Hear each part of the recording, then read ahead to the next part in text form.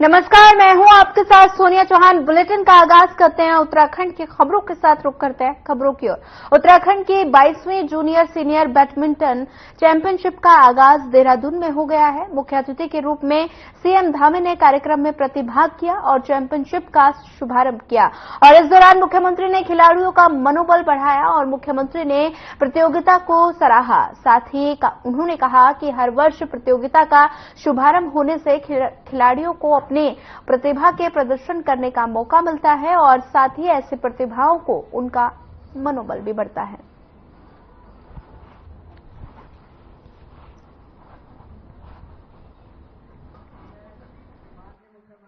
भारत माता की जय। भारत माता की जय।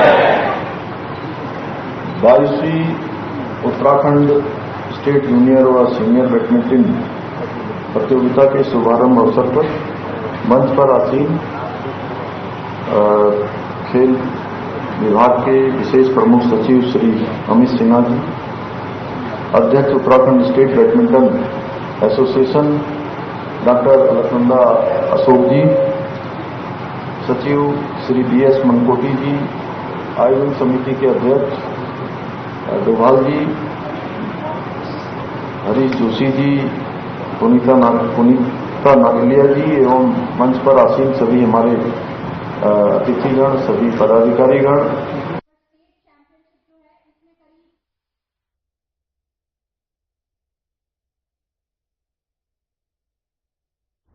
चलिए इस वक्त आपको बड़ी खबर से रूबरू करवा देते हैं। बड़ी खबर आपको बता रहे हैं नई दिल्ली से, जहां पर पीएम मोदी से मिले धन सिंह रावत और संगठन में मजबूत पकड़ रखते हैं मंत्री रावत और उत्तराखंड के स्वास्थ्य मंत्री ने की शिष्टाचार भेंट। तीसरी बार प्रधानमंत्री बनने पर दी बधाई। इस वक्त की बड़ी खबर है, अहम जानकारी।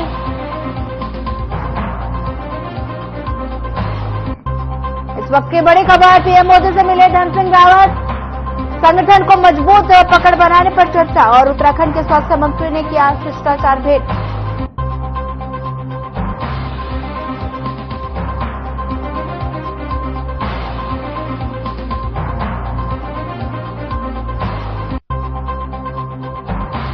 उत्तराखंड के स्वास्थ्य मंत्री ने की शिष्टाचार भेंट। तीसरी बार प्रधानमंत्री बनने पर पीएम मोदी को दी बधाई। इस वक्त की बड़ी खबर है, अहम जानकारी आपके टेलीविजन स्क्रीन पर। संगठन में मजबूत पकड़ रखते हैं मंत्री रावत और साथ ही उत्तराखंड के स्वास्थ्य मंत्री ने की शिष्टाचार भेंट। तीसरी बार प्रधानमंत्री बनने पर पीएम मोदी को दी बधाई। पीएम मोदी से मिले धन सिंह रावत। इस वक्त की बड़ी खबर है, जानकारी आपके टेलीविजन स्क्रीन पर। उत्तराखंड के स्वास्थ्य मंत्री ने की शिष्टाचार भेंट। तीसरी बार प्रधानमंत्री बनने पर नरेंद्र मोदी को दी बधाई। प्रधानमंत्री नरेंद्र मोदी से मिले धन सिंह रावत। संगठन में मजबूत पकड़ रखते हैं धन सिंह रावत। तस्वीरों में देख सकते हैं आप, धन सिंह रावत ने प्रधानमंत्री नरेंद्र मोदी से मुलाकात की और साथ ही ये तस्वीरें देख सकते हैं, दिल्ली की तस्वीरें हैं जहां पर शिष्टाचार भेंट किया गया। देख सकते हैं तस्वीरें,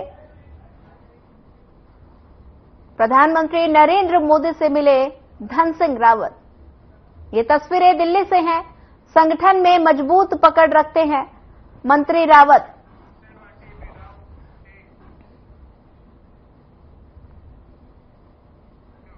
चलिए बढ़ते हैं अगली खबर की ओर। ऋषिकेश में करण माहरा ने प्रेस कॉन्फ्रेंस की। इस दौरान उन्होंने जानकारी देते हुए बताया कि दिल्ली में बन रहे केदारनाथ मंदिर के विरोध में निकाली जा रही कांग्रेस की केदारनाथ प्रतिष्ठा रक्षा यात्रा हरिद्वार से चलकर ऋषिकेश पहुंची। इस दौरान कांग्रेस कार्यकर्ताओं ने यात्रा का फूल मालाओं से जमकर स्वागत किया और बता दें कि कांग्रेस के केदारनाथ प्रतिष्ठा रथ यात्रा सबसे पहले नेपाली फार्म पहुंची और यहां पर एक कार्यक्रम का आयोजन भी किया गया और जिसमें प्रदेश अध्यक्ष करण माहरा ने कांग्रेस कार्यकर्ताओं को संबोधित किया। इस दौरान कांग्रेस कार्यकर्ताओं को संबोधित करते हुए प्रदेश अध्यक्ष करण माहरा ने धामी सरकार पर जमकर हमला बोला और कहा कि प्रदेश अध्यक्ष ने शहर वासियों से धर्म की रक्षा के लिए एकजुट होकर कांग्रेस के केदारनाथ प्रतिष्ठा रक्षा यात्रा को समर्थन देने की अपील की और इसके बाद रक्षा यात्रा आईडीपीएल सिटी गेट पहुंची, जिसके बाद यात्रा ऋषिकेश की ओर बढ़ गई।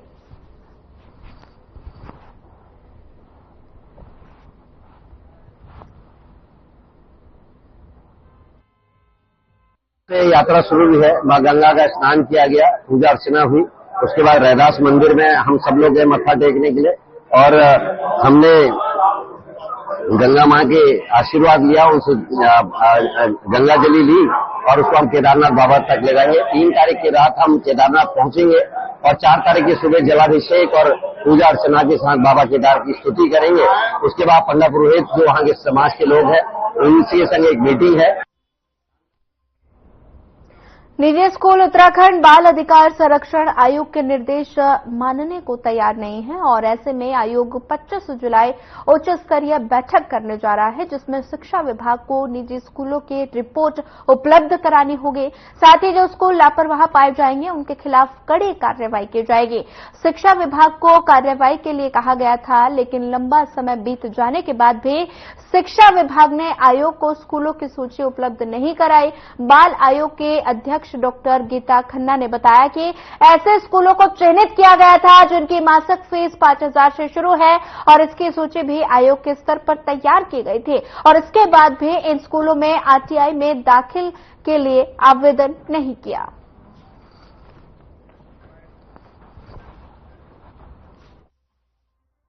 सेंट नए खुले हैं, सब कोई क्रिश्चियन मिशनरीज होना चला रही हैं, हमारे लोग चला रहे हैं। मतलब जैसे तुमने एक स्कूल खोल लिया लेकिन उसका नाम के आगे सेंट लगा दोगे और हमारे देहरादून में तो फिर भी कम है, इसलिए उनके लिए आ जाती है क्योंकि सबके बच्चे वहां पढ़ रहे होते हैं।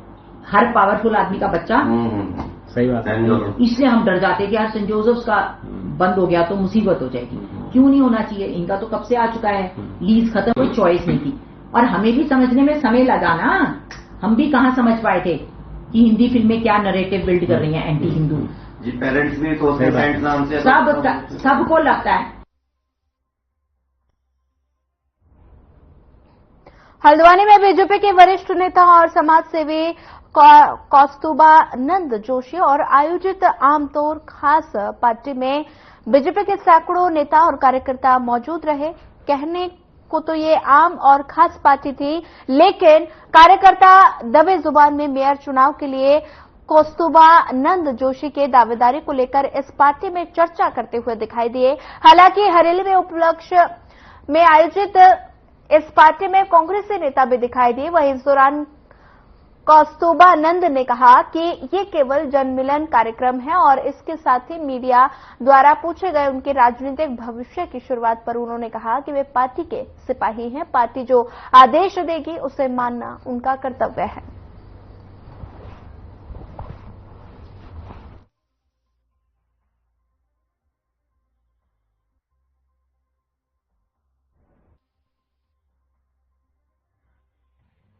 देखिए कितना अच्छा माहौल है। आम और खास का उद्देश्य यही था कि हम सब पूरा शहर एक जगह पर आके मिलें और हरेले का पावन पर्व का मौसम चल रहा है और उत्तराखंड की सबसे बड़ी संस्कृति हरेला है। तो हमारा मकसद था कि हम सब किसी न किसी बहाने से पूरे शहर में अनन्य क्षेत्रों में काम करने वाले समाज सेवी, राजनीतिक लोग, कार्यकर्ता सब मिले एक बार और उसका एक माध्यम बनाया हमने आम और एक खास मिलन। बहुत अच्छा कार्यक्रम कौस्तुभा नंद जोशी जी ने किया हुआ है। बिल्कुल आजकल सीजन ही आम का है, तो जब सीजनल फल होते हैं तो उसे अवश्य पार्टी के रूप में आज हमारे कौस्तुभा नंद जोशी जी ने हमारे शहर के तमाम कार्यकर्ताओं को और क्षेत्रवासियों को ये एक आयोजन कर यहाँ पे एक मंच पर बुलाया। यह बहुत सराहनीय कार्य है। ऐसे प्रोग्राम हमेशा होते रहने चाहिए और आम सीजनल फल है, फलों में राजा है आम। जनपद उधम सिंह नगर के जसपुर क्षेत्र में एक व्यक्ति का सड़ा गला शव मिला और सूचना पाते ही पुलिस अधिकारी जसपुर कोतवाली पहुंचे, जहां शव को कब्जे में लेकर पंचनामा भर पोस्टमार्टम के लिए भेजा गया।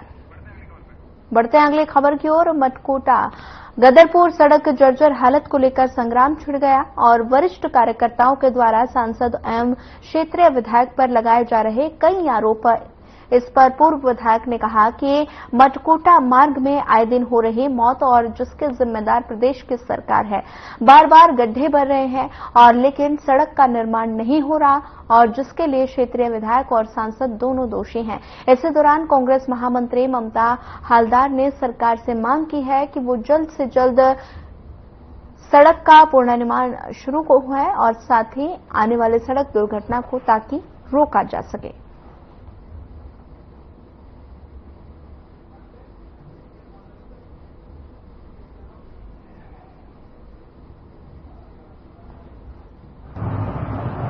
यह भी कड़वा सच है कि इसे प्रदेश की सबसे ज्यादा ट्रैफिक वाली और ओवरलोड अगर जो चलता है कोई सड़क चलती है तो ये मटकोटा गदरपुर दिनेशपुर वाली सड़क चलती है, क्योंकि सिडकुल के अधिकांश वाहन इस पे आते जाते हैं, जिसकी वजह से सड़क बनेगी तो टूटेगी भी और टूटने के पश्चात जब छोटे मोटे कोई गड्ढे होते हैं तो उसको गड्ढा मुक्त योजना के तहत इसको ठीक कराने का काम किया जाता है।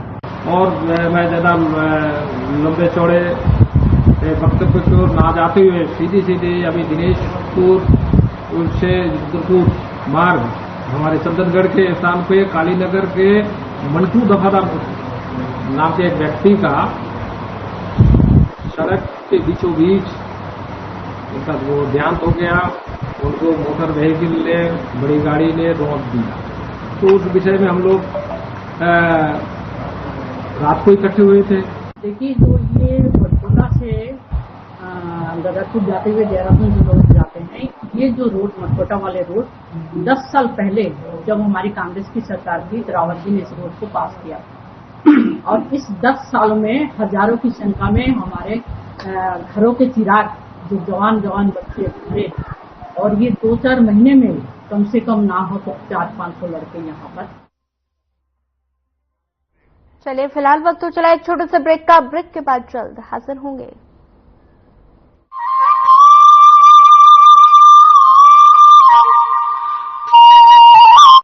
प्रधानमंत्री नरेंद्र मोदी के मार्गदर्शन एवं मुख्यमंत्री पुष्कर सिंह धामी के कुशल नेतृत्व में उत्तराखंड सक्षम एवं सशक्त राज्य के रूप में आगे बढ़ रहा है। संपूर्ण समावेशी विकास के लक्ष्य को हासिल करने के लिए चलाई जा रही योजनाओं में सुधार करने और उन्हें जन जन तक पहुंचाने का काम तेजी से किया जा रहा है। प्रदेश की महिलाओं को धुआं रहित स्वस्थ जीवन प्रदान करने के उद्देश्य से शुरू की गई इस योजना के तहत उत्तराखंड सरकार अंत्योदय राशन कार्ड धारक परिवारों को प्रति वर्ष 3 निःशुल्क गैस रिफिल की सुविधा प्रदान कर रही है, जिसके लिए सब्सिडी की राशि सीधे लाभार्थियों के बैंक खाते में पहुंचाई जा रही है। मेरा नाम सीमा थापा है। मैं सेवला कला चंद्रमणि से हूँ। खाना जब बनाते थे तो जंगलों में जाते थे हम लकड़ी लेने। हमें कितनी दिक्कत होती थी लकड़ी लाने में। तो फिर उसके बाद हमने गैस लिया। गैस में खाना बनाते हैं, हमारा समय भी बचता है। बच्चों को मैं टाइम से स्कूल भेज देती हूँ। इस योजना के तहत हर साल 4 माह के अंतराल में मुफ्त गैस रिफिल योजना का लाभ दिया जा रहा है। इस योजना का लाभ लेने के लिए आवेदक के पास अपना बैंक खाता होना आवश्यक है। मुख्यमंत्री अंत्योदय निःशुल्क गैस रिफिल योजना से उत्तराखंड की महिलाओं के जीवन में कल्याणकारी परिवर्तन आया है। इस योजना से धुआं रहित भारत की परिकल्पना को साकार करने के सपने को बल मिला और महिलाओं का जीवन अधिक स्वस्थ हो रहा है। साथ ही अब उन्हें गैस रिफिल के लिए आर्थिक तंगी का सामना भी नहीं करना पड़ रहा। प्रदेश की महिलाओं के लिए ये योजना अमृत तुल्य साबित हुई है। योजना सुचारू रूप से कार्यान्वित हो, इस पर प्रदेश सरकार द्वारा पूरा ध्यान रखा जा रहा है तथा इसकी नियमित मॉनिटरिंग भी की जा रही है। स्वच्छ, पारदर्शी और प्रभावी गवर्नेंस का दिख रहा है धरातल पर परिणाम। धामी सरकार, मजबूत इरादे, पूरे होते वादे। प्रधानमंत्री नरेंद्र मोदी के मार्गदर्शन एवं मुख्यमंत्री पुष्कर सिंह धामी के कुशल नेतृत्व में उत्तराखंड सक्षम एवं सशक्त राज्य के रूप में आगे बढ़ रहा है। संपूर्ण समावेशी विकास के लक्ष्य को हासिल करने के लिए चलाई जा रही योजनाओं में सुधार करने और उन्हें जन जन तक पहुंचाने का काम तेजी से किया जा रहा है। प्रदेश के युवाओं को विदेश में रोजगार के अवसर प्रदान करने हेतु मुख्यमंत्री पुष्कर सिंह धामी द्वारा प्रदेश में मुख्यमंत्री कौशल उन्नयन एवं वैश्विक रोजगार योजना की शुरुआत की गई है, जिसमें सरकार द्वारा राज्य के उच्च शिक्षा पूर्ण कर चुके युवाओं को ट्रेनिंग देकर विदेश में रोजगार उपलब्ध कराया जा रहा है। इस योजना के तहत विदेशी नियोजकों द्वारा उपलब्ध कराई गई जानकारी के आधार पर राज्य के युवाओं को language, culture, work aesthetics, nursing और हॉस्पिटैलिटी व अन्य क्षेत्रों में कौशल उन्नयन प्रशिक्षण देकर विदेशों में नौकरी के अवसर उपलब्ध कराना है। मैं माननीय मुख्यमंत्री पुष्कर सिंह धामी जी का धन्यवाद करना चाहती हूं कि उन्होंने यह प्रोग्राम स्टार्ट किया है और हमारे सपनों को एक नई उड़ान दी है।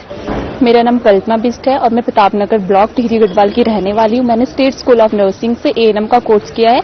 उसके बाद मुख्यमंत्री कौशल उन्नयन एवं वैश्विक रोजगार योजना के तहत मुझे जैपनीज लैंग्वेज सीखने का अवसर प्राप्त हुआ है। विदेश में रोजगार के इच्छुक युवाओं को उत्तराखंड सरकार की अपनी सरकार पोर्टल पर पंजीयन कराना आवश्यक है। ट्रेनिंग के कुल प्रशिक्षण लागत का 20% राज्य सरकार द्वारा वहन किया जा रहा है। अब तक कई युवक युवतियों को सरकार द्वारा बेहतरीन वेतन पर विदेशों में रोजगार उपलब्ध कराया गया है।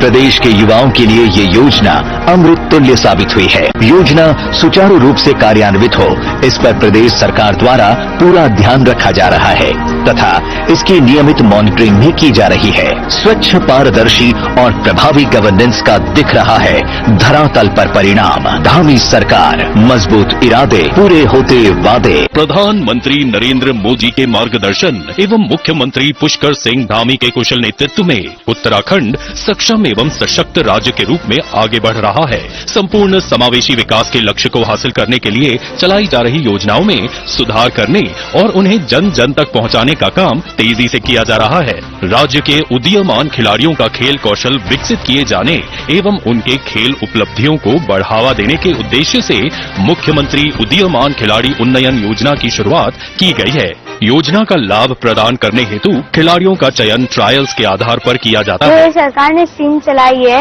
ये मेरे लिए और मेरे घर वालों के लिए बहुत फायदेमंद है, क्योंकि पहले मेरा खेल में इंटरेस्ट नहीं था और अब मैं खेल में प्रोग्रेस कर रहा हूँ। मैं माननीय मुख्यमंत्री जी का बहुत बहुत धन्यवाद करूंगा और उत्तराखंड सरकार का भी। मेरा चयन मुख्यमंत्री प्रोत्साहन खिलाड़ी योजना में हुआ है। मैं सरकार का बहुत धन्यवाद करती हूँ कि उन्होंने इस योजना की शुरुआत करी है और हम जैसे खिलाड़ियों को एक रास्ता मिला है, हम अपने गेम में आगे बढ़ सके। स्कॉलरशिप से मुझे और मेरे परिवार को काफी फायदा हुआ है।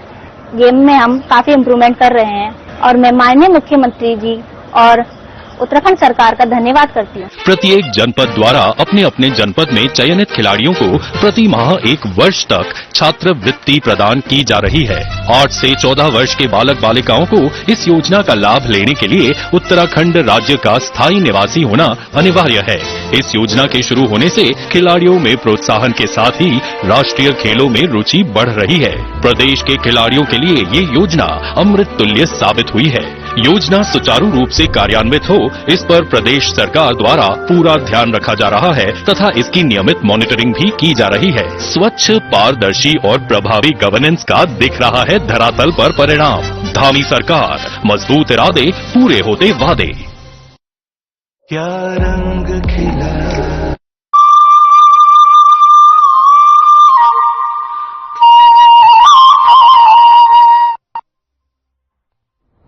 ब्रेक के बाद आप सभी का एक बार फिर स्वागत है। बढ़ते हैं अगली खबर की ओर। उधम सिंह नगर जिले के किच्छा क्षेत्र में प्रांतीय उद्योग व्यापार मंडल के चुनाव को स्थगित किए जाने का मामला तूल पकड़ता जा रहा है और कांग्रेस विधायक तिलक राज बेहड़ के नेतृत्व में दर्जनों समर्थकों ने धरना प्रदर्शन उनका लगातार जारी है और किच्छा क्षेत्र में व्यापार मंडल के नगर इकाई को लेकर चुनाव संचालन समिति एवं जिला इकाई ने 25 जुलाई को मतदान की घोषणा की थी। चुनाव प्रक्रिया में अध्यक्ष, महामंत्री और कोषाध्यक्ष पद पर 8 प्रत्याशियों के तरफ से नामांकित कराए जाने के बाद चुनाव प्रचार शुरू कर दिया गया।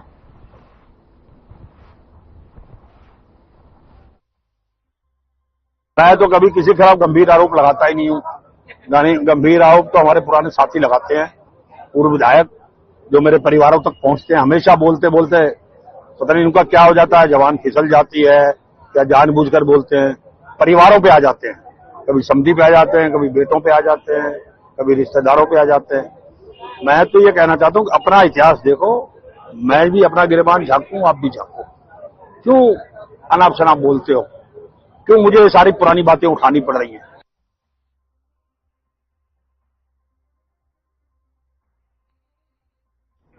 नीलकंठ जाने वाले कांवड़ियों की सुरक्षा में लगी पुलिस अपने फर्ज के साथ अतिथि देवो भव का धर्म भी निभाने का प्रयास कर रही है। और बता दें कि लक्ष्मण झूला में एसएसपी लोकेश्वर सिंह और एडिशनल एसपी जया बलूनी की पूरी टीम कांवड़ियों को पानी और खाद्य सामग्री उपलब्ध कराकर नीलकंठ की ओर रवाना कर रही है।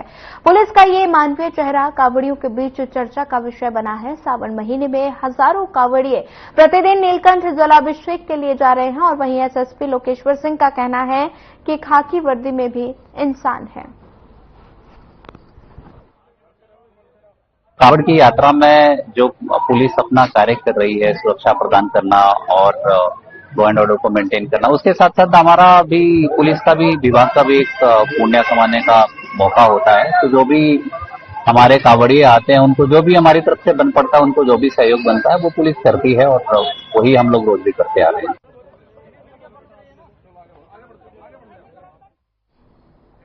खटीमा में राष्ट्र सेवा, मानव सेवा और पर्यावरण के क्षेत्र में बेहतरीन काम करने वाली सामाजिक संस्था लायंस क्लब खटीमा सेवा का तीसरा स्थापना समारोह हो रहा है और वहीं कार्यक्रम में district governor lion Mukesh Jain भी मौजूद रहे।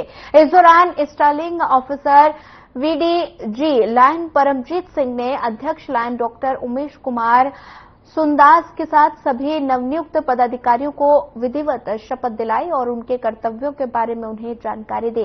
इस अवसर पर बेहतरीन सेवा कार्य करने वाले सदस्यों को भी सम्मानित किया गया। गवर्नर मुकेश जैन जी ने बताया है कि लायंस इंटरनेशनल जो है विश्व में 208 देशों में फैला हुआ है। हमारे 48,000 विश्व में क्लब हैं और 13.5 लाख हमारे सदस्य हैं, जिनमें की खटीमा भी एक क्लब 13.5 लाख में एक जो है सदस्य हैं, जिसमें खटीमा के भी 23 सदस्य शामिल हैं। तो इस तरीके से हम लोग सेवा कार्य करते हैं। लायंस इंटरनेशनल की स्थापना 1917 में हुई थी। 107 वर्ष से ये आज संगठन चल रहा है बिना किसी आर्थिक सहयोग के। भारत सरकार, यूएनओ और गवर्नमेंट ऑफ इंडिया और यहाँ पर जो भी मुख्य सचिव राधा रतूड़ी ने स्लम फ्री उत्तराखंड के विजन के तहत मलिन बस्तियों के चिन्हीकरण की रिपोर्ट 15 दिनों में शासन को भेजने का आदेश दिया और इसके साथ ही जिलाधिकारियों से नगर नियमों की साफ सफाई कर्मचारियों और साथ ही निर्माण स्थलों पर काम कर रहे प्रवासी श्रमिकों की आवासीय व्यवस्था की रिपोर्ट तलब की है।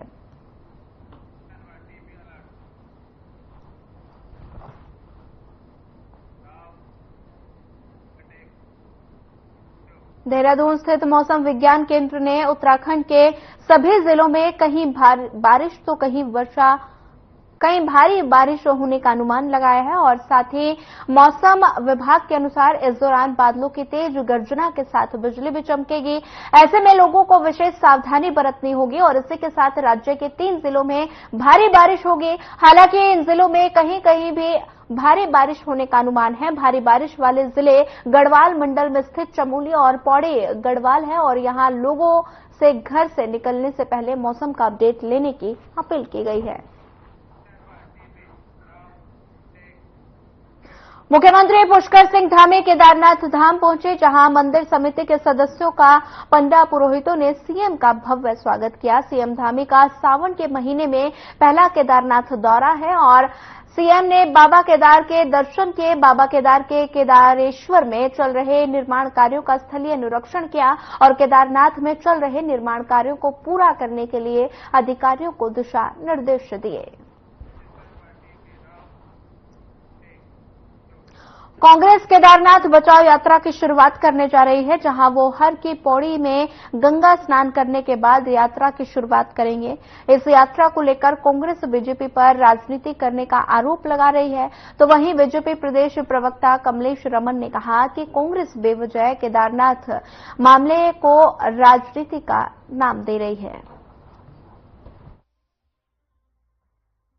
देखिए, मुझे लगता है कि कांग्रेस की भारत जोड़ो यात्रा और जो उन्होंने न्याय यात्रा करी थी वो शायद कम पड़ गई है, तो अब वो तो एक तीसरी और यात्रा निकालने जा रहे हैं। तो वो उन्हें अपने मंथन पर यात्रा निकालनी चाहिए, अपने किए गए जो कार्य हैं पिछले उस पर यात्रा निकालनी चाहिए और प्रदेश की जनता से माफी मांगनी चाहिए। फिलहाल इस बुलेटिन में इतना ही। ज्यादा खबरों के लिए बने रहिए हमारे साथ। नमस्कार।